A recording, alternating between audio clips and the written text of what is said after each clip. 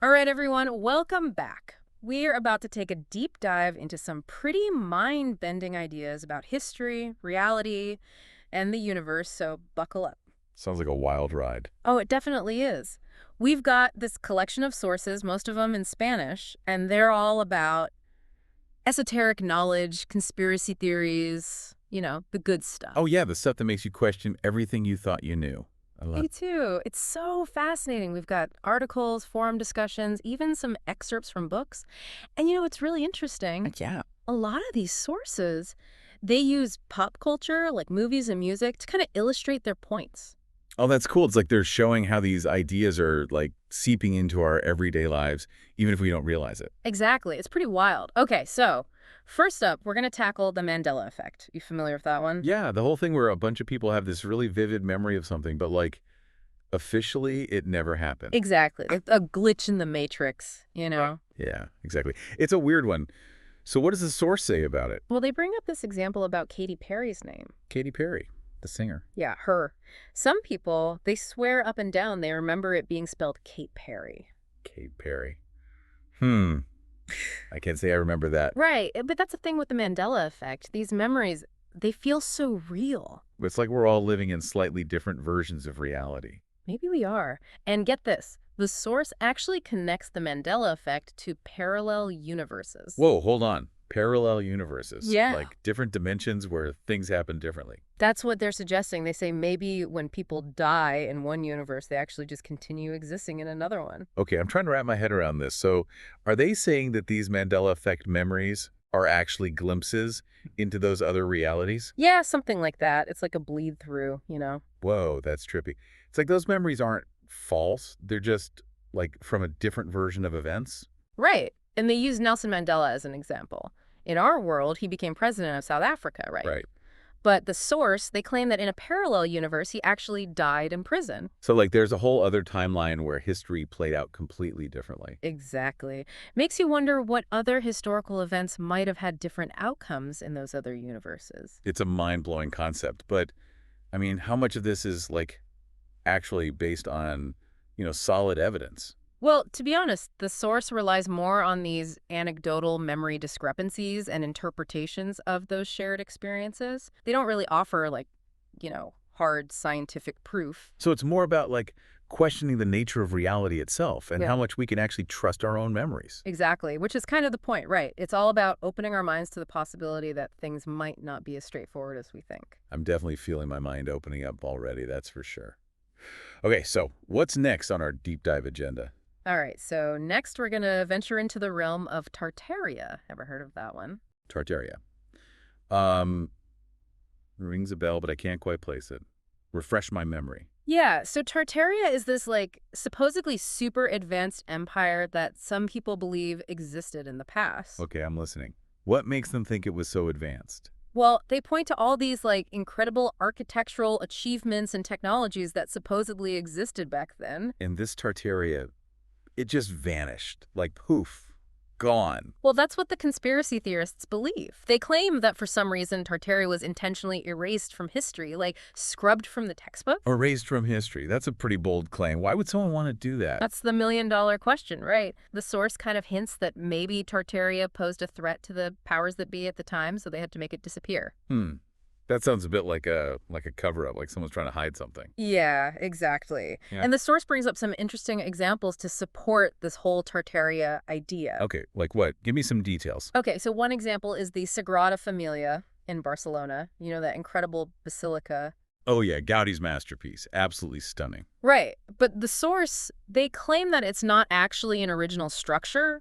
They say it's actually a reconstruction built on top of the ruins of a much older building. Wait, so they're saying that beneath the Sagrada Familia, there's like a hidden, super advanced Tartarian structure? That's exactly what they're suggesting. And they also mention this devastating flood that hit Barcelona back in 1862. A flood? What does that have to do with Tartaria? Well, the source implies that this flood might have been part of a much larger cataclysm, like a global event that wiped out Tartaria and basically reset civilization. Whoa, a global cataclysm. That's a pretty dramatic theory. So they're saying this flood was like the final nail in the coffin for Tartaria. Yeah, that's kind of their angle. And they also bring up this weird detail about the letters I or J appearing before dates in certain historical records. I or J before dates? What's that all about? Well, they suggest it might signify de Jesus, like of Jesus. And they think it points to some kind of hidden chronology, like a secret timeline running parallel to our conventional understanding of history. A secret timeline. This is getting more and more intriguing by the minute. So are they suggesting there's like a whole layer of history that we've been completely blind to? Yeah, that's their claim. And get this, they go on to say that there are these individuals, these mages, who are controlling world events from behind the scenes. Mages. Like with wands and spells and stuff? Come on, you're pulling my leg. I know, it sounds crazy, right? But they're serious. They even have a whole color-coded system for these different factions of mages. A color-coded system. Okay, I'm officially intrigued. Tell me more about these mages. What's their deal? Well, they describe red mages, green mages, black mages, and even blue mages. Each color represents a different faction with its own goals and agendas. Okay, this is starting to sound like a secret society with a dress code. But who are these mages? Are they like specific people, organizations? How are they supposedly pulling the strings of world events? Okay, so where did these mages fit into all of this? Are they like connected to Tartaria or something? Yeah, that's kind of where things get a little hazy. The source doesn't explicitly link them, but they definitely present these mages as a force, shaping events throughout history and even into the present day. So like these mages have been around for centuries, pulling strings from the shatter. Yeah, that's the idea. It's a little out there, I know. But it's definitely thought-provoking, right? It is. It is. So let's break down these different mage groups. You mentioned red mages, right? The ones associated with wealth and power. Right. The red mages, they're painted as like the top of the pyramid, the ones calling the shots. And the source even links them to specific families, like the Rockefellers. The Rockefellers, huh? Well, they definitely fit the whole wealth and power image. But are they really masterminding global events? It sounds a bit like a conspiracy theory. Yeah, it definitely has that vibe. And it gets even darker. The source mentions blood rituals and organ harvesting. It's pretty intense stuff. Blood rituals, organ harvesting. Okay, now we're getting into some seriously disturbing territory. Are they implying that these red mages are, like, using those practices to maintain their power or something? Yeah, it seems like they're suggesting that. It's a pretty grim picture they paint. But again, we got to remember, we're just exploring these ideas, right? We're not saying we believe all of this. Right, of course. It's important to keep a critical eye on these things. But even if it's not all true, it's still fascinating to think about, It makes you question who really holds the power in the world. Absolutely. Okay, so we've got the red mages, the power-hungry elite, but then there are the green mages. And these guys, they're kind of like the good guys, They're all about balance and harmony. The green mages, huh? Sounds like they'd be more into yoga and meditation than blood rituals. So what are they up to, according to the source? Well, they're supposedly working to expose corruption and promote, like, a more just and sustainable world. Okay, so they're kind of like the counterbalance to the red mages, like a force for good pushing back against the darkness. Yeah, exactly. The source even suggests that some political figures might be aligned with this green faction, working to bring about positive change. Interesting. So, like, there's this secret battle going on between the red mages and the green mages, influencing politics and shaping the world. That's one way to interpret it, yeah. But of course, it's all open to interpretation. We have to decide for ourselves how much weight to give to these ideas. Fair enough. Okay, so got the red mages and the green mages. What about those black mages you mentioned earlier? Those sound a bit more intense. Yeah, the black mages, they're the ones linked to the occult, the darker side of things. Occult, like magic and rituals and stuff. Exactly. The source claims they control these secret bases on the moon, and they're manipulating events on Earth. Wait, hold on. Secret bases on the moon. That sounds a little far-fetched, even for me. I know, right? It's a lot to take in. But they're serious. They even talk about these figures called the Monjes Negros, the black monks. They're supposedly the ones running the show up there. Black monks on the moon. This is getting weirder and weirder. But hey, who knows, right? Maybe there's something to it. Maybe. That's the beauty of this deep dive. We're exploring all these different possibilities, no matter how strange they might seem. I like that. Keep an open mind, right? Oh. Okay, so we've got the red mages, the green mages, and the black mages. Who's left? Oh, right. We can't forget the blue mages. These guys are a little different. Different how? Fill me in. Well, the source describes them as having a combination of the other group's knowledge and abilities, but they're not actively involved in the power struggle. So, like, they're neutral. Yeah, something like that. They're more like observers watching everything unfold. Like they're waiting for the right moment to step in, maybe tip the scales one way or the other. That's a cool way to think about it. It's like they're the wild card in this whole mage game. Okay, I'm really starting to enjoy this whole mage concept. It's like a hidden world operating beneath the surface of reality. I know, right? It's definitely got me thinking. Mm-hmm. But let's shift gears a little. Remember those beings from Venus we talked about earlier? The intravenous China? Yeah, the ones supposedly living among us, right? Yeah, them. The source dives deeper into that claim, suggesting they've not only visited Earth, but they've actually colonized it. Colonized it. You mean like set up shop and made themselves at home? That's what they're saying. They're supposedly living among us undetected, blending in, pulling the strings. Now that is a wild thought. Aliens living among us. Sound like something out of a sci-fi movie. I know, right? But they go even further. They claim that NASA is part of a massive cover-up, hiding the truth about extraterrestrial life. A cover-up. Why would they do that? What's the point of hiding aliens from us? Well, the source suggests it's all about control, keeping the population in the dark. They even bring up that whole moon landing hoax theory. The classic moon landing hoax. That one never gets old. So are they saying the moon landing was faked to cover up the existence of aliens? That seems to be their angle, yeah. It's all connected in their minds, Aliens, government conspiracies, hidden agendas. It's definitely a lot to unpack. But, I mean, what about evidence? Is there any, concrete proof to back up these claims? Well, to be honest, the source relies more on interpretations and connections rather than hard evidence. They might point to unexplained events or alleged inconsistencies as proof, but it's all open to interpretation. So it's up to us to decide what we believe, right? Exactly. That's the whole point of this deep dive. We're presenting these ideas, and you, the listener, you get to be the judge. I like that. It's like we're all detectives, trying to piece together the truth. Mhm. Okay, so we've got aliens living among us, government cover-ups. What else? Oh, they also talk about this thing called Black Moon. Black Moon? What's that? Some kind of, evil twin of the moon? Kind of. They describe it as a hidden second moon, invisible to us, but supposedly influencing events on Earth. A hidden moon. This is blowing my mind. Yeah. So they're saying there's another moon out there that we can't see, but it's somehow affecting our lives. That's what they claim. They link it to all sorts of things like natural disasters, political upheavals, you name it. Whoa, okay. This is a lot to take in. So we've got hidden moons, secret societies, aliens.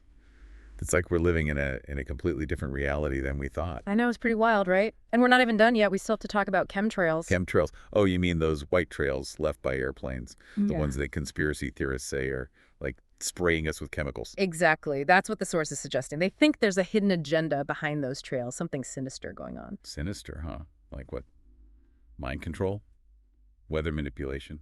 They throw out all sorts of possibilities. They talk about controlling the weather, poisoning the population, even using them to spread diseases. Okay, now that's just scary. Yeah. But I mean, seriously, is there any evidence to support these claims?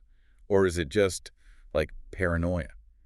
Well, the source relies on anecdotal observations and interpretations of events. They don't really offer any concrete scientific evidence. So it's all about, connecting the dots and seeing patterns, even if those patterns might not actually be there. Exactly. But hey, that's part of the fun, right? Trying to figure out what's real and what's not. It definitely keeps things interesting, that's for sure. Okay, so we've covered a lot of ground here. Parallel universes, hidden empires, secret societies, aliens, chemtrails. It's like we've taken a crash course in conspiracy theories. I know, right? It's been a wild ride. But guess what? We're not done yet. There's one more layer to this onion that we need to peel back. Okay, I'm ready for more. What's next? Where are we headed now? We're going to dive into the world of esoteric knowledge and ancient wisdom. It's time to unlock some secrets. Okay, so we've journeyed through some pretty wild theories in this deep dive, right? Secret societies, aliens, hidden empires. It's been a lot.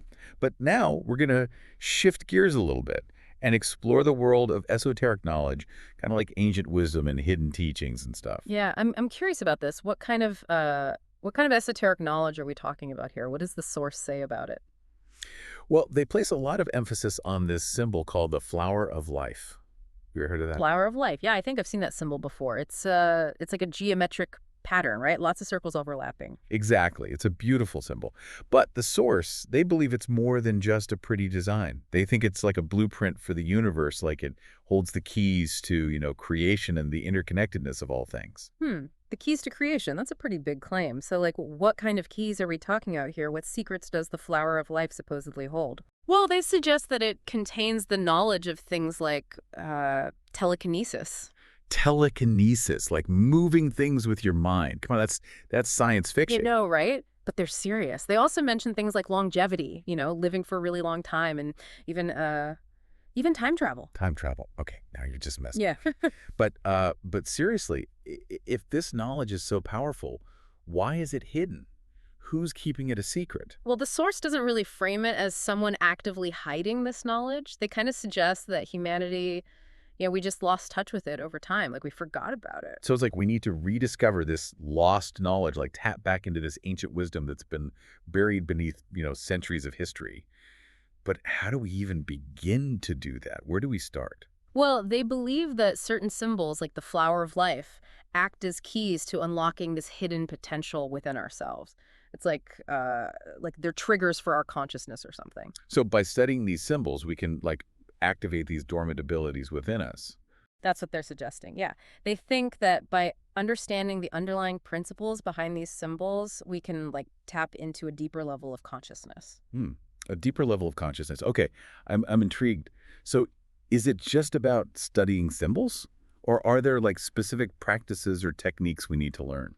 Well, they emphasize meditation as a really powerful tool for accessing these deeper levels of consciousness and connecting with, the universe's energy. They believe that meditation can help us quiet the noise of the external world and tap into this inner wisdom. Meditation, huh? That makes sense. It's all about quieting the mind and tuning into something deeper. Yeah. But do they give any specific meditation techniques or practices? Not really. They focus more on the general principles and the potential benefits, It's more about the overall concept of meditation rather than a specific how-to guide. Okay, so we've got symbols like the flower of life and practices like meditation. But what about those ancient structures we talked about earlier, the fly-leaf lines and obelisks and stuff? What's their role in all of this? Yeah, the source believes that those structures weren't just random.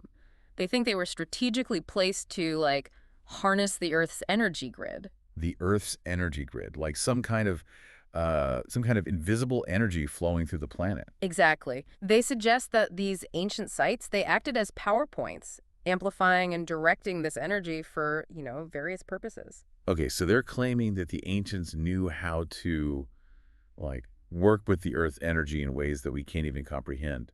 That's a pretty amazing concept. It is, but gotta be honest, it's a bit outside of mainstream science. There's not really any concrete scientific evidence to support these claims. Right. It's more about connecting the dots between ancient myths and esoteric beliefs and, modern scientific concepts.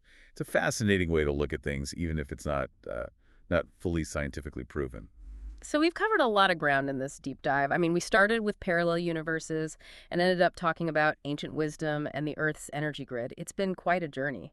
It really has. Yeah. And I think one of the biggest takeaways for me is this idea that reality is much more fluid and malleable than we often think it is. Yeah, I agree. It's like maybe we're not just passive observers in a predetermined reality, Maybe we have more power to shape our own experiences in the world around us than we realize. That's a powerful thought. It's kind of empowering, in a way. Makes you wonder, what if we could tap into this hidden potential within ourselves, like the source is suggesting? What could we accomplish? That's the big question, isn't it? What if? I guess that's something for all of us to ponder. And hey, maybe that's the real point of this whole deep dive, To make us think, to question, to explore. I like that. Stay curious, keep questioning, and never stop exploring. I think that's a pretty good motto for life, don't you? Absolutely. And for you listening, what resonated with you the most? What sparked your curiosity? What questions are you left pondering? Whatever it is, keep exploring, keep questioning, and keep diving deep into the mysteries of the universe. Until next time, Keep those minds open, and we'll see you on the next deep dive.